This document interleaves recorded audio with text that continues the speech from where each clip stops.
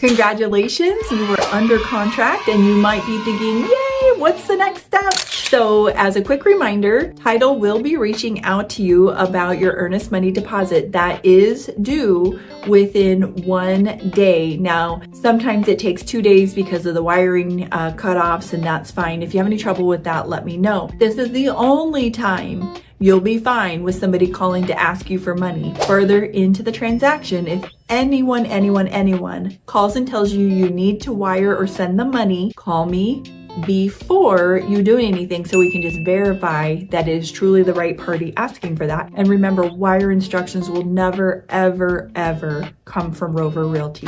So what we'll be working on our side of things is getting your inspection set up. And as a buyer, you are entitled to just about any inspections that you want. So we'll need you to start thinking about what kind of inspections you would like. We really encourage most people get what's called a general inspection, and that is where they will do everything from inspect the roof to going in the attic to running the bathtub to make sure it drains appropriately, that there's no leaks under sinks, that every burner works. You just mention it, they inspect it. It's pretty comprehensive. Now, on top of that, a lot of people also get what we call an HVAC inspection, which basically covers the heating and cooling. The general inspectors can only go so far when they're inspecting those items, and a lot of times it's a good idea in Arizona with the heat that we get, having a professional in that industry take a look at it. Depending on the age of the home, or if you have any concerns with septic, sewer pipes, a lot of times that add-on inspection will be requested of the general inspector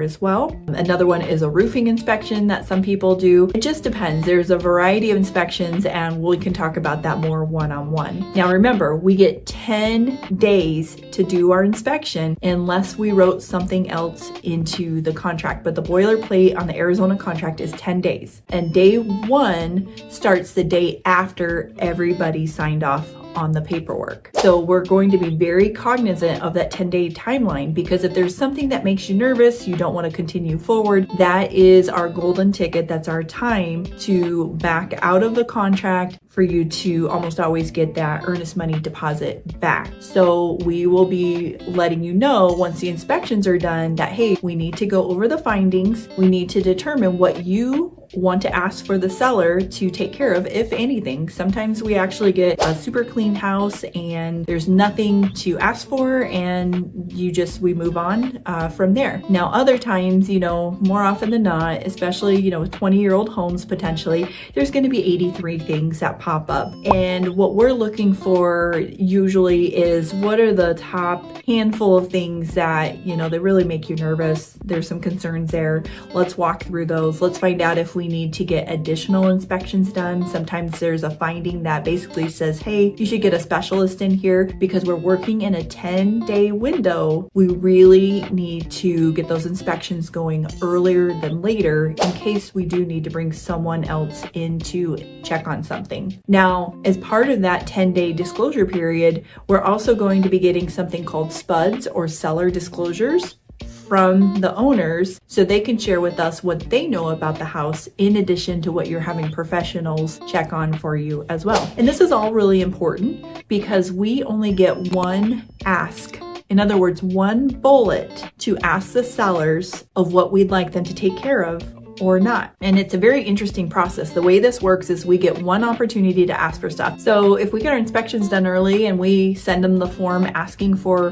what you want on, say, day 6, that stops at 10-day clock. On day 6, we have now started we've asked for something, it's the one and only shot we get, and then it's not a back and forth negotiation. What happens at that point is the seller gets 5 days to decide how they want to respond back to you. And that response can literally be something as much as, maybe you ask for 3 things. They can say, hey, we'll do item number 1, we'll repair it. Item number 2, we'll give you a couple $100 in lieu of repairs. And item number 3, we're just not doing it. Or they can say they're not doing anything, or they can give you any combination thereof. It's really up to the seller what they want to offer back to you. Now, the good news is you get the final at bat. And what I mean by that is you get to come back to the seller. You now get 5 days to process this, decide if that works for you or not, their response. And you basically have 2 choices. Choice number 1 is to say, I'll accept what the seller has offered, and we're moving forward with the contract. Choice number 2 is, I'm not good with it. We need to cancel. We cancel the contract. We submit documentation to the title company asking for the return of your earnest deposit. The final thing I'll share with you about the inspection period is when the general inspector does do their inspection, it usually takes hours. You have the opportunity to be there the entire time, but I will tell you that most people don't do this. And the reason is the inspector will not allow you to follow him or her throughout the home asking questions during the inspection. And that is simply because they are very methodical. They literally are looking at every single wall from, top, middle, bottom, left, center, right, through the entire home. Takes them, when there's 2 of them, 2 to 4 hours. When there's just 1 of them, I've seen them go from 4 to as long as 8 hours, depending on the size of the home. But what they do, they build in what we call a wrap-up time. And that wrap-up time is set aside for us as the agents to come with you to have a conversation with that inspector, where that inspector specifically will go over their findings. They will show you all the photos. If it's something where in the photo, maybe it looks like a crater, but then they say, no, look, check out this wall right here. It's really just a pinhole from a thumbtack. This is just a super valuable time to get a good feel of the home and their findings, because sometimes when you get their 50 to 80 page report, it's overwhelming. It seems scary and it's like, am I making the right choice? But when you're there in person, it's a pretty incredible time to learn about any problems, but also learn about the operating systems of the house. So the inspector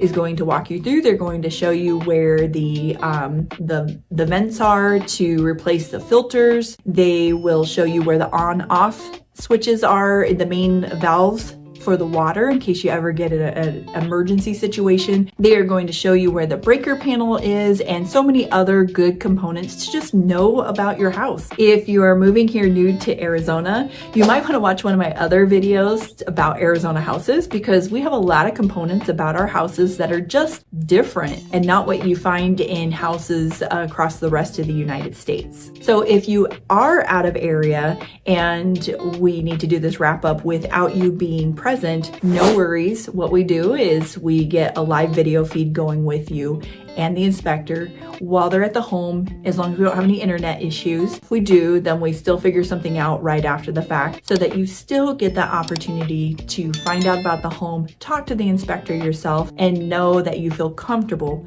moving forward after the inspection process or not. So excited to take this next step with you.